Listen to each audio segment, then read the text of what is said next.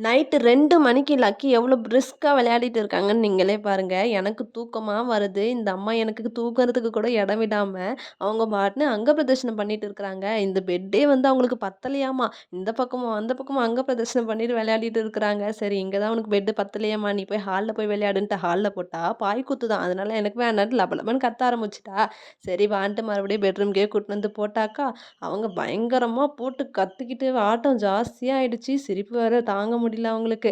அதுக்கப்புறமேட்டுக்கா கை சப்பறது முக்கியமா, இல்ல உருண்டு உருண்டு விளையாடுறது முக்கியமா அப்படின்ற மாரி ஆயிடுச்சு. நீங்க பாட்டுன்னு அங்க பிரதர்ஷனம் பண்ணுங்க. நான் போய் ஒரு மூலையில படுத்துக்கிறேன்னு சொல்லி படுத்தா, அந்த பக்கமும் விடல. என்னை புடிச்சு தள்ளி தள்ளி விடுறா, அடிக்கிறா.